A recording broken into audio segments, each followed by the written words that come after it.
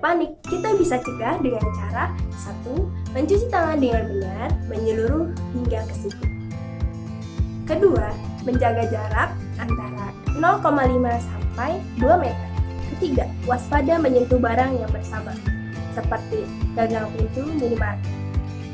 Yang keempat, jangan menyentuh wajah, mengucap mata, hidung, mulut saat tangan kita dalam keadaan kotor. Hindari bersalaman dengan orang lain, atau menggantinya dengan melambaikan tangan atau salam namaste. Keenam, tetaplah menjaga kesehatan, seperti berolahraga, memakan sayur-sayuran dan buah-buahan.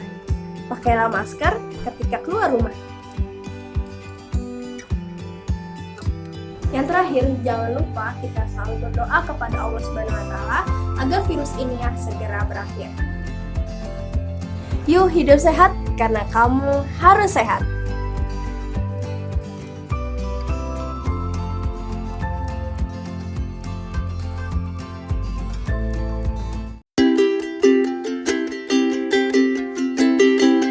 Assalamualaikum warahmatullahi wabarakatuh. Perkenalkan, nama saya Mila Fitri. Di sini saya mau membahas mengenai mini skripsi saya yang berjudul Iklan Produk Kecantikan Wanita pada Masa Pendudukan Jepang yang menggunakan analisis semiotik, citra kecantikan, tinjauan surat kabar.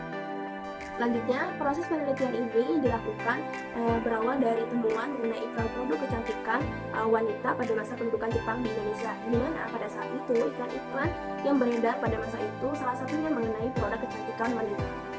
Sebagai awal gerakan Jepang di Indonesia yaitu melakukan propaganda. Propagandanya ini yaitu salah satunya adalah dalam bidang periklanan. Periklanan digunakan sebagai untuk menanamkan pengaruh dalam politik. Dalam periklanan pada masa pendudukan Jepang di Indonesia, periklanan ini salah satunya adalah mengenai produk kecantikan wanita. Dan di mana wanita Jepang adalah sosok wanita yang cantik, anggun, serta patut ditiru dan dicontoh oleh kalangan masyarakat wanita di Indonesia. Penelitian ini termasuk adalah metode sejarah atau metode historis. Nah, metode historis ini ada linguistik, ada kritik, interpretasi, dan historiografi. Pembahasan dalam penelitian ini yaitu membahas mengenai kondisi sosial masa pendudukan Jepang di Indonesia, lalu ada citra kecantikan wanita pada masa pendudukan Jepang di Indonesia, lalu ada pemaknaan iklan produk kecantikan pada masa pendudukan di Indonesia. Langsung saja ke pembahasan pertama yaitu mengenai kondisi sosial masa pendudukan Jepang di Indonesia. Jepang dalam menjalankan kependudukannya di Indonesia, mereka melakukan berbagai cara dan strategi untuk menarik simpati rakyat Indonesia untuk menjalankan misinya. Dan Jepang juga banyak melakukan kebijakan, salah satunya itu mengenai di bidang sosial. Nah, di bidang sosialnya ini apa saja? Yaitu mengenai yang pertama mengenai rukun tetangga. Tujuannya adalah untuk pengawasan dan pengerahan penduduk. Yang kedua ada Romusa. Romusa di sini adalah pengerahan tenaga kerja yang semula adalah secara sukarela, namun lama-kelamaan dilaksanakan secara paksa. Yang ketiga ada pendidikan.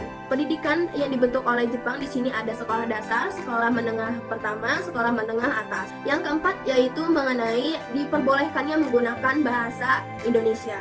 Pembahasan yang kedua yaitu mengenai citra kecantikan wanita pada masa pendudukan Jepang di Indonesia.